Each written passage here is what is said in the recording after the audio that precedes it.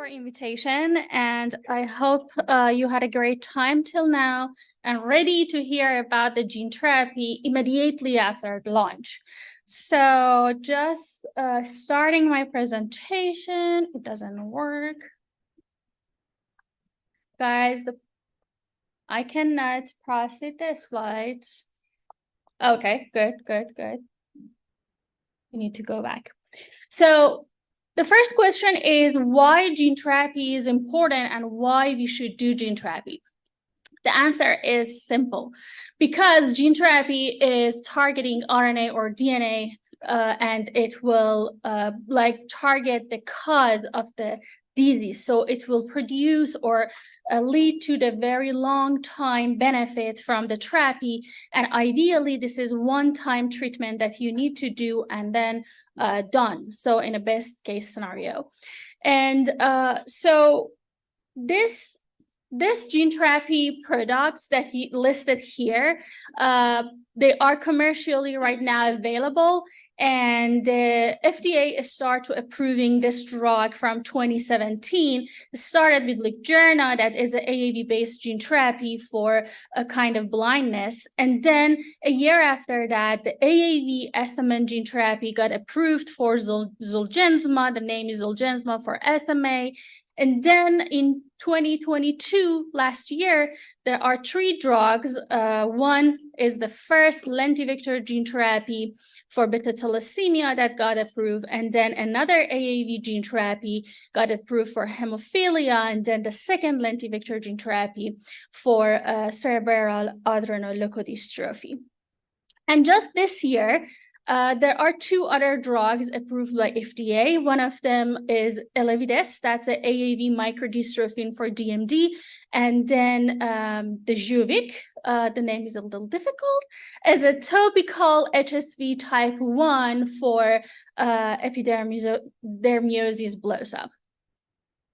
So this is a typical roadmap for most of the drug development, but here I showed that for the gene therapy, that you see the study start by understanding the mechanism of the disorder and creating the best mouse model that it was so challenging today, and then developing a therapy and test it to different animal models and show the efficacy in this animal model, doing the safety and efficacy in large animal model that they are the most closest to the human, and then getting IND interaction with FDA for doing the phase 1 clinical trial. And you can see some of the examples here.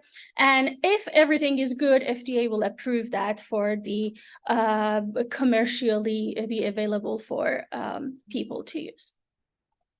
So with this history about the gene therapy, why we don't have anything still yet available for CMT, the answer, I think, is something that was discussed today a lot. It's the heterogeneity of the disease and the variability in symptoms, even in one subtype.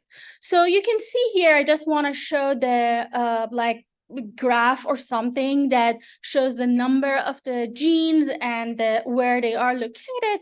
So you can see how much complicated the entire genome for CMT is. But so look at the history. This disease was described in 1886, and then the first paper that showed usefulness of gene therapy for treating this disease was published in 2014 using not gene-specific gene therapy, that is AAV1 and T3 for a couple of the subtypes of CMT. And then immediately after that, in 2015, we had the first paper published by Dr. Kleopas' group for CMT1X using lentiviral.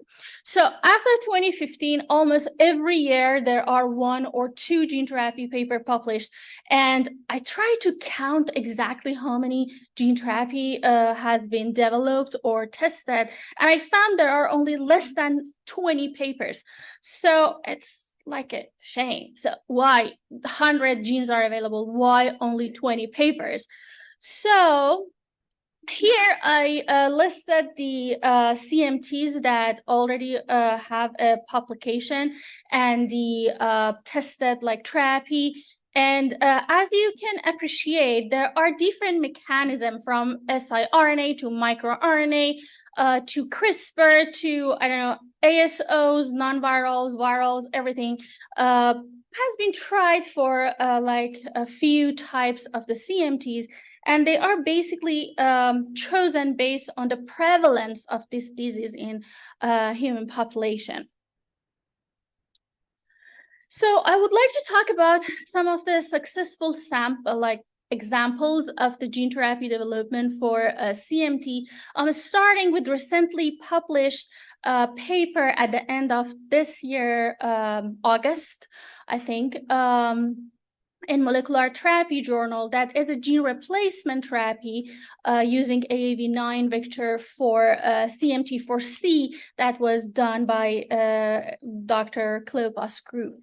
So CMT4C is an autosomal recessive disorder, and it's a childhood onset progressive disease. And in this study, the group tried to test the gene replacement of SH3TC2 in early onset and late onset mouse model for this disorder. And first of all, before treating the mouse, they showed the efficacy of targeting Schwann cells by using AAV9 as a vector and mini MPZ promoter. And after showing that they could target the Schwann cells in sciatic nerve and spinal roots, then they started the gene therapy. They just replaced the gene and the GFP gene with the target gene. And then they use the same dose, same route that is intrathecal, and they show the efficacy by increasing the grip strength and other behavioral tests in early onset disease model, and also improvement in G ratio or myelin thickness, and improvement in nerve conduction, velocity, and CMAF values. So they use the same strategy for treating the late onset animal model with the same dose and same delivery method. And here they found the same, almost same results, although some of the behavioral tests like rotarod wasn't as significant as when they treated early onset disease model. But as you can appreciate from the mouse, the angle that the legs are open, you see that it's pretty close to the wild type, and myelination was partially approved. This is very important finding because it shows that the myelination defect can be at least partially restored even for their late stage like CMT disorders or neuropathies, that it's opened the door for doing gene therapies for lots of demyelinating and late onset diseases. So another gene therapy study that I would like to talk about is the AAV1-TMCK NT3 gene therapy. The reason I picked that is it's right now in clinical trial for the CMT1A by Sarepta, and this one was tested for several different CMT types like CMT 1X, 1E, 2D, and 1A. That actually this trembler is some kind of 1E. Disease. So, and they demonstrate not only improvement in the behavioral assay, but also improvement in muscle and muscle fiber thickness.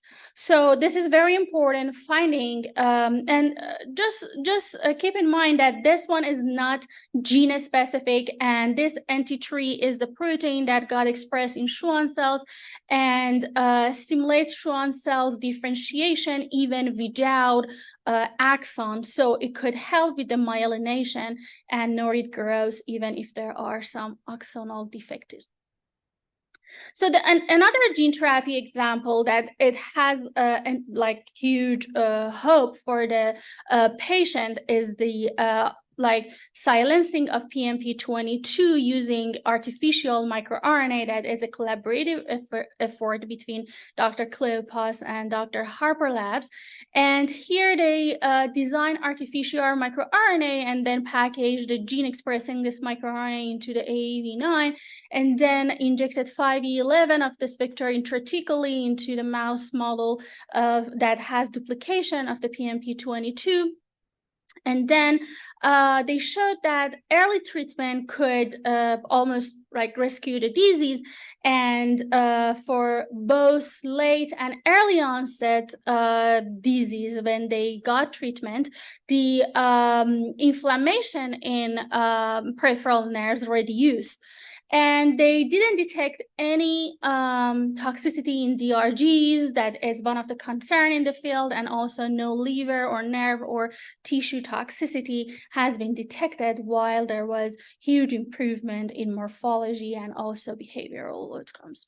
So another gene therapy that actually the project was supported by the CMT-RF, and I'm developing in my lab, is the knockdown replacement gene therapy for CMT1B that just started last year, but because we got very promising result, I would like to share those results today with you.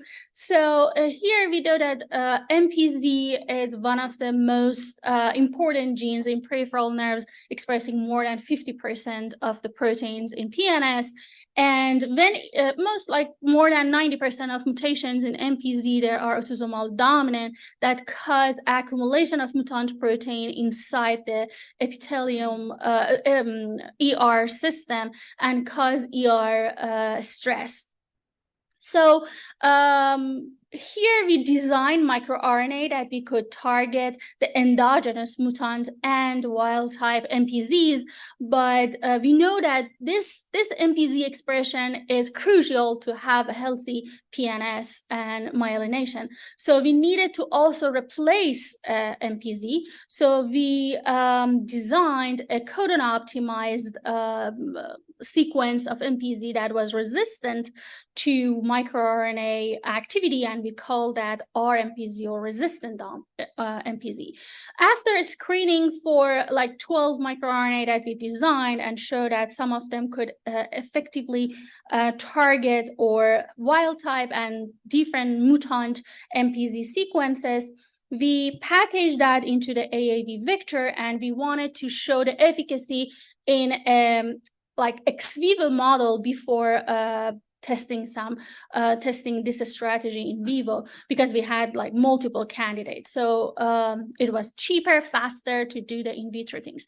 But here we use the DRG explant co-culture. This is a very well-known culture that you have the sensory neurons plus the Schwann progenitor cells that you could stimulate myelination and in Schwann cells, and also you could see like axons and Schwann interaction in Petri dish. So this is a co-culture system that has been developed in my lab, and almost last year we spent lots of time to developing this system, but we are happy we have it now.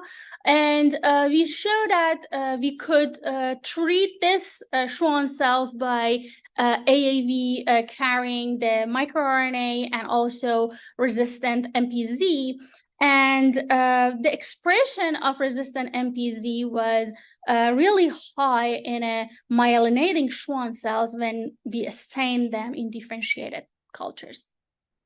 We also look at for the MVP expression that it's also known to be expressed in Schwann cells, and the Schwann cells that they are wrapping around the axons, myelinating that. And we quantified these segments by counting them, and also by qRT-PCR, we found a significant increase in treated cells.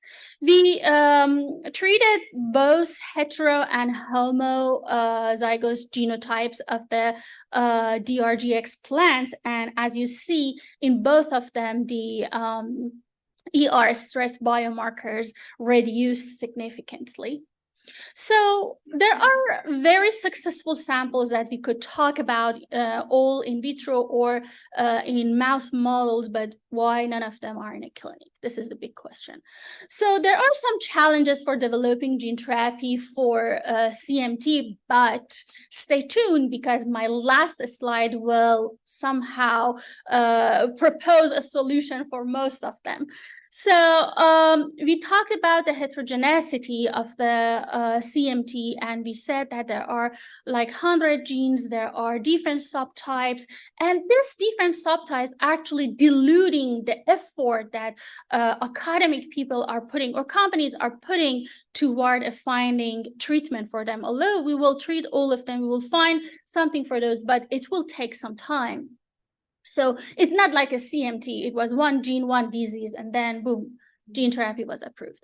So it's a very successful example anyway. But so the other thing is there are lots of regulatory consideration that like FDA or like the consortiums will ask you when you want to do some clinical trial, like which group of the patient you need to target first, like late onset or early onset. Early onset is more severe. Which population you should first start targeting, and what is your outcome measures, because we know that this disease is slow progressive. So do you have a like biomarker or outcome measures that after treating patients after 1 year or few months you could show the efficacy of the treatment, that actually there are really good efforts in this field, that we will have answer for it. And also, what is the delivery method? So we know that people for preclinical trial, they tested like intranerve injection or other method like IV or ICV or I don't know, a systemic delivery, but really which one should be picked for clinical trial? And then safety. We know that there are some safety concerns with AAV gene therapy, it's not that much, but again, for the patients, we heard from the patients, so some of them don't want it to be involved in some clinical trial if they think that there is some risk, like liver toxicity or DRG toxicity. And then definitely funding, it's something that like push the academic to do more and more research and find treatment for these disorders. So here I just want to show you how much like each mutation is involved with the patient populations. And for example, if you look at, let me look at here, this one is so dark. So if you look at the total population of the patients, you see that CMT1B is the most prevalent one. But if you look at the infantile onsets, you see that the other ones, I cannot read that. The other ones like CMT2A or CMT1B are more prevalent. Or again, when you're going to the like childhood, adolescent, or adulthood, this is CMT1A that is more prevalent. So which one should be targeted first? Which one we should use to create a platform for this disorder? This is a question that we should find an answer for it soon. And then biodistribution and scalability. So I just wanted to show an example published in a paper showing that the size of the brain in a shrew or mouse compared to the human. So you can appreciate how much the human brain is bigger. It means that there are more cells. So we need to do our homework very well to know how much vectors and which route we should use for treating them. This is correct, because here I try to compare the mouse sciatic nerve with the human sciatic nerve. And I don't know if any of you notice this tiny red line here. So here I just try to drag this picture of the mouse sciatic nerve to just show you how it looks like. But if I try to have a real scaling with the human one, you see that it's somehow invisible. So we are doing everything in a mouse model. Did emphasize the right animal model that we should use, or we should do the deliveries and large animal models before going to the clinic to make sure that we could target Schwann cells. So there are some ways that we could improve the delivery, like choosing the best injections, or improving our AAV vectors, finding another viral vectors, or even non-viral strategies that could help with targeting Schwann cells. So I just want to have one of the examples that actually changed the game for the gene therapy for neuromuscular disorders.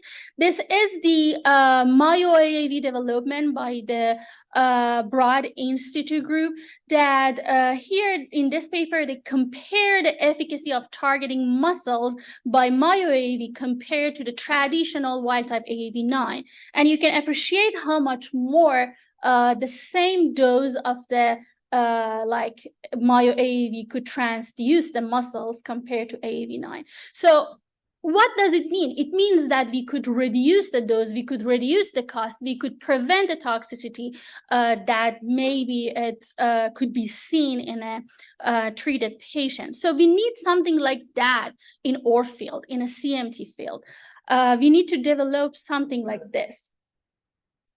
And so here is just a news from Sarepta that they got the license from the Broad Institute to use this myo-AAV for diseases that they are using. So I don't have lots of time, I think only 1 minute left, but another concern about the CMT gene therapy is DRG toxicity that actually we don't know how much is true, but there are 3 published papers showing that there are some evidence of DRG toxicity. So it means that we need to investigate that much more. And I think I have only 1 slide left. So the group that worked on this DRG toxicity published a paper recently. They showed that there is a correlation between neurofilament light chain with the level of the toxicity that they're seeing in DRG. So, but they also showed that the route of delivery, the dose, and the time and age of the animals was effective in DRG toxicity. But thanks God, in another paper published recently, they didn't detect any DRG toxicity. This is the paper using artificial microRNAs for. So this is the slide that I said it will bring a hope to the field of gene therapy, especially CMT. So we have already a consortium named Bespoke Gene Therapy Consortium. This is a public-private partnership between NIH, FDA, and like companies, foundations, and they collected over $100 million to be spent over 5 years to investigate and created a safe platform for fast developing gene therapies.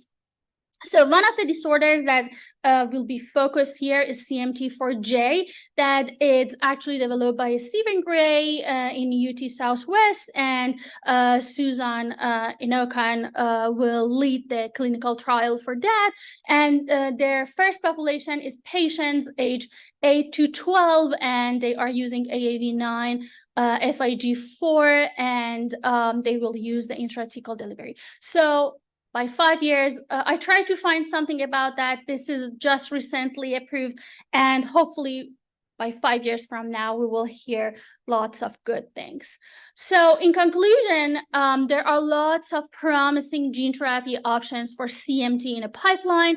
We need to do our homeworks good. We need to consider all the safety things when we're doing the preclinical studies. And the highest challenging that remain here is a high dose of AAV that we need to use, and also immunogenicity or tissue tropism that actually AAV capsid engineering could help with that.